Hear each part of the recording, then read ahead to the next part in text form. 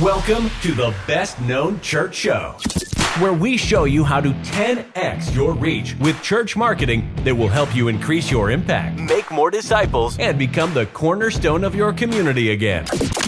This is for the leaders with an outrageous vision, because anything less would be an inaccurate reflection of our Creator. The ones who have unreasonable faith, because you know God works unreasonable miracles. And the ones who are relentless in the pursuit of your calling, because anything less would not make a good and faithful servant. If that's you, you're in the right place. Now, please welcome your host and guide on this journey to become the best known organization in your community, Justin Nava. Welcome to the Best Known Church Show, where we want to get you to become the best known organization in your community. No, we don't want you just to be the best known church. We want you to be the best known organization in your community. Everyone knows where Walmart is, what time they're open, and what to expect when you get there. And no one is surprised when they see Walmart doing something special for the holidays. We want everyone to know your church, where you are, what times you're open, and what can I expect when I go there. If I go there on a Monday, what can I expect? If I go there on a Wednesday night, what can I expect? If I go there on a Sunday, what can I expect? If I go to your website and I look at ways that I can connect, what should I expect? This is what we want your community to know about. And we do this in three primary phases. We're really focusing on the first one as we launch this show, and that is building a brand foundation that is clearly communicating who you are. Imagine you have an open house, right? You have to promote that open house, but when people see your open house classified marketing banner, whatever, they need to know what the house looks like. I have a family of four now.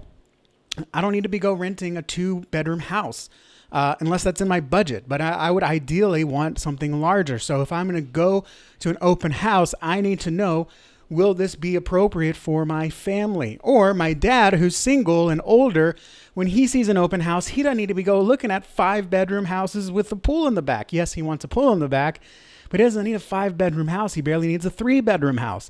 So he needs to know what to expect. And at the same time, when people come in, the house needs to be clean. The pictures that were displayed needs to match what the house actually looks like. Don't show me a picture of a pool if there's no pool in the house or outside of the house. And so when we talk about building a brand foundation, think of it that way. It's properly representing who we are and clearly communicating who we are, what we are, why we are to the community so that they can understand why we exist, what to expect, how to connect, even the open house, you got to know where it is. You can't just say, hey, there's an open house on the corner of 45. That's a huge highway. Where is it going to be? So think about it that way. So when we build a brand foundation, we have to know what the primary message of our church is. And if you haven't done any message work, I encourage you to at least start by going back to the very beginning of this podcast. We talk about the definitive church marketing method that we use. And then also we talk about the messaging that you need to properly reach the right people in the right way with the right message to get them to take the right action to your church. And then once you know your messaging, then you kind of need to figure out, how am I going to visually represent what my church is all about? Now, a lot of folks will call this branding. Technically, it's called identity. I don't split those hairs. I don't split those hairs. A lot of people will and get all high and mighty and on their high horse and say, oh, it's actually identity. Bro, I know what you're talking about, okay?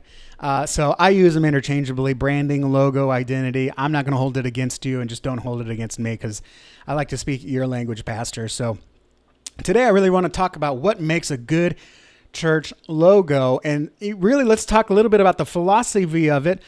But first, of course, let me tell you a story. I went to China in 2011, 2012. For a band trip with my alma mater. I had just graduated, so I guess that was 2011. And I went on a band trip because they didn't have anyone to fill my spot on trombone, so I was invited to go play with them and tour throughout China. And Chinese food in China is not like Chinese food in America. It is completely different. Most of it, they just chop the animal in half and roast it over a spigot. It's delicious, but it's also very different. And we have very much appreciated the Chinese hospitality, and we very much appreciated the culture and the people. And we did a big open public church. We did a secret church. We did a lot of things with the Chinese culture and really appreciated it. But after a week, when we got home, we were ready for some good old nasty, greasy American food. And so as soon as we got off the airline, us and a bunch of other college students, for pretty much I was still basically a college student. I had just recently graduated. But for all of us, we made a beeline for the first, just most unhealthy American food you can find. And the glorious angels sang as a halo rose above that red chili pepper. Queso was calling us. Southwest egg rolls were calling us. Boneless wings were calling us. Yes, I'm talking about Chili's to go. Or no, it's called Chili's 2. I think now it's called Chili's to go, but it was Chili's 2 in the airport, which is like a Chili's Junior. It was the most glorious food we've ever eaten after coming back from a week. And what signaled to us, this is the place you need to go, what sang to me and really sang sirens at me, was that red pepper. I saw the red pepper and it was like, I know what that means. That means greasy, cheap food. Not that Chili's, there's anything wrong with Chili's. I think everything has a place, and Chili's is, sometimes you just want Chili's. So that was like the signal, like this is what I need. And I knew what to expect because I had been to Chili's before. And if that red pepper wasn't there, I probably would have kept walking. But I knew that red pepper meant something. It meant a consistent experience. The Chili's 2 is a little different. I know Chili's 2 means smaller menu, but I still knew what to expect. And that's kind of how we need to approach our church branding and specifically our church logos, is it's a visual representation of what people should expect. An exercise we like to do with our branding clients when we get to the logo phase is we like to have them create a mental picture of what the church looks like. Most recently, we had a pre-branding, we call it a survey or pre-branding strategy call. And we talk to the pastor and kind of generate what kind of image do we want people to think of when they see your church logo. And I'm not talking about what's the mark, what's the branding, what's the icon, or what's the fonts. No, I'm saying what image, like let's describe your church as a mental picture. And then we will use the logo to bring people into that mental picture. It sounds highfalutin, but once you really get down into the nitty gritty and once you do the research, the psychology and all that stuff, we really do make that connection. And Pastor told me, you know what? I see a group of hundreds of people, and it's not hundreds of people in one church. It's hundreds of people acting as a body. Some are healing, some are reading, some are praying, some are laying on hands, some are anointing, some are giving money, giving charity, some are acting in service, some are washing. And it's outdoors, but it's also indoors at the same time. And they're all people that are just in action, linked together in community, not surrounded by a public speaker, but surrounded by love and care for each other. And I'm just like, yes, that is awesome. So when someone sees the logo we're about to design for them, they need to think about community and action linked together. And, we don't want to just say, oh, well, let's put some people with arms up like this, right? Like that little logo. Like I think it's like the YMCA logo, if you know what I'm talking about. Let's do that. No, let's not be cheesy like that. But that really is the emotion that you need to generate. If I pick up this Coke Zero can, which is pretty new, they're all red cans, by the way, if you haven't noticed. The Coke cans are, I'm just being ADD with you. The Coke cans are red with white lettering. The Coke Zero cans are red with black lettering. The reason I think they do this is so no one feels left out. Everyone's got a red can. There's no more white can, because he's on a diet. Or there's no more black can, well, he's on a diet but doesn't want to admit it. They're all red cans now. We're all together. Little moves like this is what branding is. And so where was I going with that? It's not a matter of manipulating what that imagery is. It's a matter of what does this represent? So when you see this red can, it really, and when I say it, you're going to fight me on this, Pastor, but that's the point, is you don't realize what you're thinking of. When you see this red can, you think of refreshment. That's why they have Coca-Cola in all of the ball games and the movie theaters. It's a thing you relax with. When you see Coke, you don't want to think of stress. You want to think of the relief that comes with it. Same thing if you see the Peloton bike ads, right? You get on a Peloton to sweat your booty off, and get a good workout. And a good workout really is going to the point of exhaustion and then just beyond, so you can rip those muscles and build them back up stronger. You don't see that in the Peloton ad. You see people happy. They took initiative and made commitment to make you say, I want to do that. And buying Peloton is the first thing. And you get that experience and you feel like you're part of a community because you're biking with other people online. That's what you really want people to think of, is not see that logo, think of church. It's really see that logo and think of community, healing, even refreshment, relief, releasing the burden of life. That's what the branding should be. And there are a host of questions, and we can get into that. In fact, I'm going to write that down. We're going to get into those questions next week. But really what I want to talk about is more of the tactile stuff. Honestly, because people will click on this video just to figure out what the tactile stuff is. And the tactile stuff is good, but it's a little like getting up and preaching a message and not understanding the context of the Bible. You read a devotional. I mean, I think we've all met someone like this that obviously read a devotional the night before and then got up and tried to teach it in Sunday school. And it doesn't work out that way. You're taking the tactics without understanding the strategy. And so I'm flipping it a little bit. Let's talk about the tactical things so you understand what you need to know going into the visual identity work. But there are some questions that you have to ask beforehand. So I'm gonna go over those questions next week. I don't have a lot of time today. I'm flying out to Miami just for the day. My plane lands at 10, and then I fly back out tomorrow like at 7. I'm going to be in Miami for less than 24 hours, but it's for a fantastic business day. I get to shadow a company and see how they run things. I'm very excited for it. So I don't have a lot of time, so I wanted to make today a shorter episode just to make sure I can get one out for you guys. And the questions take a lot of time to go into. So what I want to do today is talk a little bit more about the tactile stuff. So again, keeping in mind that Chili's icon, that you see that red pepper, you know what to expect. Here's the 3 things you need to know to make a good church logos, or what makes good church logos good. I really wanted to make that the title, what makes good church logos good. Didn't think it would translate well in the written text. So number 1, look, your logo has to be memorable. And a lot of folks will say, oh, my logo is memorable. And the challenge is, the test is to go to 3 people on your church staff. Don't go to regular church people. Go to 3 people on your church staff if you have that many. If not, go to lay leaders. And ask them to draw your church logo from memory and see how different they are. If they are all the same, great. You've got a simple, memorable logo. If they are different, then you've got a problem. Think about the Nike logo. Everyone knows how to draw the Nike logo. The Nike logo drawing is limited to your artistic abilities. The Adidas logo, or the Reebok logo, it's the same thing no matter what, right? The same thing with the Adidas logo. You know, it's a little complicated because you got to get the curvature right.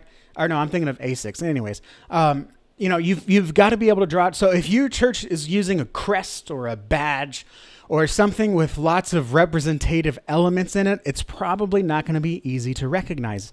Okay. And that's why word logos are great. Everyone knows what the Coca-Cola looks like. It's just a cursive Coca-Cola. Everyone knows what Pepsi looks like. You may get confused on which side the red, the blue goes on, but those are simple logos, right? The McDonald's golden arches. You want a simple, recognizable logo. When a mom gets off of work, picks up her kids from school or daycare and says, I am too tired to cook tonight, guess what those golden arches mean? It means food for the family that doesn't break your budget, right? You want something that is easy to recognize.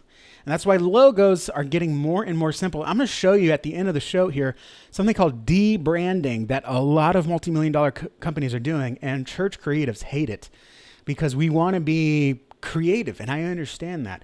But your logo needs to be memorable. You need to be able to draw it from memory. And if you can't, and when I say draw it from memory, I don't mean draw an outline. I mean, if there's a dove and a cross and a world in your logo, you need to be able to draw those, right? What's the orientation of the cross? What side is the dove on? What rotation is the world on? Which, by the way, that's a real logo I've seen recently, and it's way too complicated. Pick a lane, folks. So it's got to be memorable. The other thing, too, is it's got to work in all sizes. It's got to work in very small. And when I say very small, I don't mean business card. I mean app icon, okay? If you download, let me just pull up some examples here. YouTube, let's go to YouTube, right? If you go to YouTube, there is not the big YouTube logo that says you and then the play button and then tube. It's just the play button, right? Same thing with Facebook. It doesn't just say Facebook. It's the white F on the blue background, right? It needs to work small, but then if you blow it up, you've got the big F and the big Facebook. And I like to point to the Disney logo. I don't know if I said that already and I got off track. I like to point to the Disney logo. When you go to the movies, the big screen, and the Disney movie opens up, which I know Disney's a hot topic, so go back to the 90s if you want. I'll go back to Aladdin, the cartoons, one of my favorite Disney cartoons. And the Disney screen opens up, and you've got the castle, and Tinkerbell flies over, and then on the bottom it says Walt Disney and the cursive with the Disney D, right? That's a huge Disney logo. When you've got the entire screen, great. They can take up the entire screen with all those elements. The castle, Tinkerbell, Walt Disney. Now, if you shrink it down, they're going to lose the castle. They're going to lose Tinkerbell. And if you got it on maybe a business card or something written, you've just got the Disney, right? They dropped the Walt, and it's just Disney. Disney with the D and the ISNEY. That you recognize that mark anywhere, right?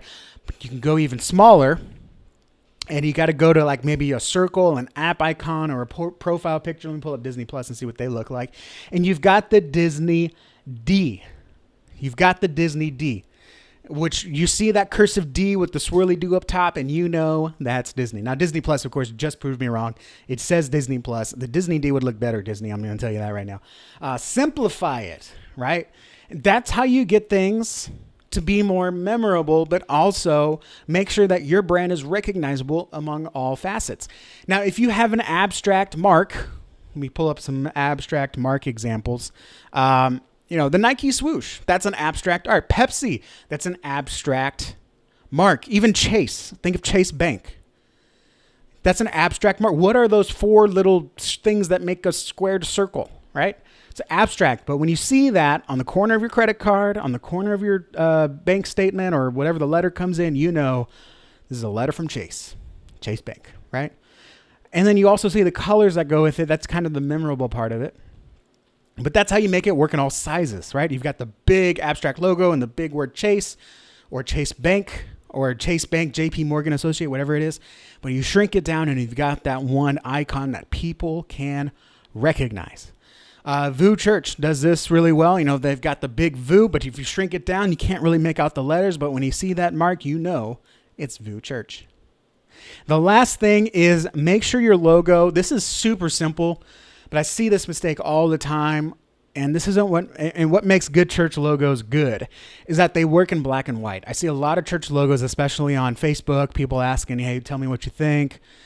There's a lot of logos that look really pretty, but I know if I put them on a black shirt, it's just going to be a white blob, okay? Your logo needs to work well in black and white. And yeah, there are some corporate logos that don't work well in black and white. That's a problem. They're the exception, not the rule. You need to make sure your logo works well in black and white. So if you have a bunch of colors and you turn them all white, if you lose what that icon is, it doesn't work, right? This is why oftentimes world logos, if you have a world in your logo, a globe or whatever in your logo, it doesn't work when you shift to black and white because everything just turns white. And then you got to drop maybe the ocean, and then it just looks like a weird plane. So then you got to try to do an outline thing, and then it doesn't crunch down well.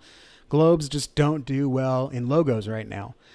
And so you got to make sure it works in black and white. And then also, just a little pro tip, because I actually recently made this mistake, is make sure it works well with embroidery.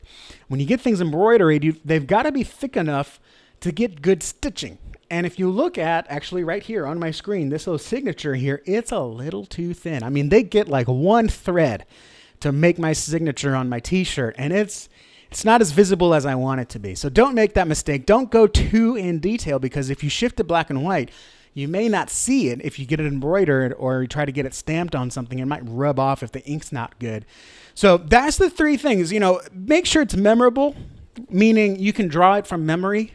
It is better to have a boring Nike swoosh or a boring McDonald's M than to have a fancy Taco Bell logo that people don't really know where does the bell fit in, what's under the bell, what's behind the bell.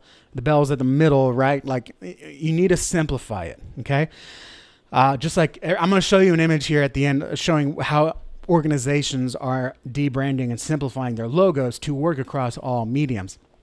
Make sure it's memorable. You got to make sure it works in all sizes. Your church logo should fill up a billboard wide. It should be stackable, but then also it should be collapsible.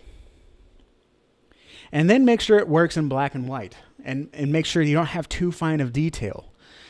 You can go into Photoshop or even Canva and just say, make it all black or grayscale, or make it all white. And it should look just the same. Like if you take a black swoosh, it looks just the same white or any other color.